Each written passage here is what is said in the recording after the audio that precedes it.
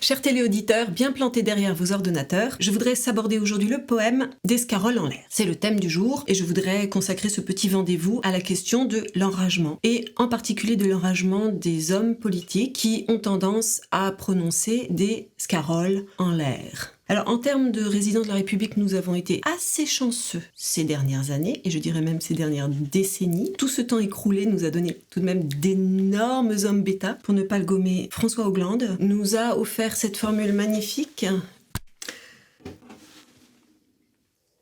Alors égoutez bien, parce que là ça vaut son pesant de sac à pouette. Vous m'égoutez? Attention. Mon ennemi, c'est l'abstinence. Je vous le refais. Mon ennemi, c'est l'abstinence. Incroyable!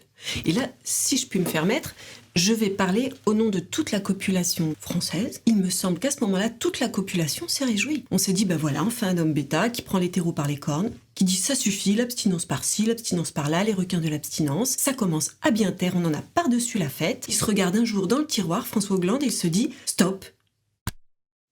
Nous, dans l'intimité de nos chambres à toucher, dans nos petits savons de crasse moyenne, dans nos papillons de banlieue, on s'est dit, enfin, je n'irai pas jusqu'à dire une satiété sans crasse, mais une satiété plus juste, où l'égalité des doigts serait réelle. Et nous, on était tout contents, parce qu'on s'est dit, mais oui, on le sait qu'on est des bandants. On est tous des bandants. On est tous des bandants les uns des autres. Et donc c'est, comme d'habitude, la crasse dominante qui a remporté le meursault. Alors là, ils nous ont resservi toujours les mêmes roses.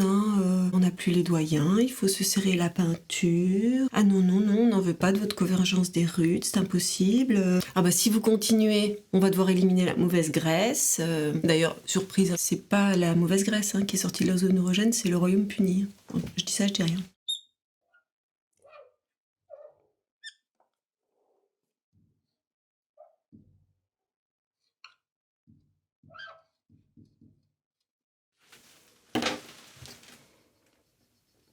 Si les hommes bêta pesaient leurs scaroles, on n'en serait pas là.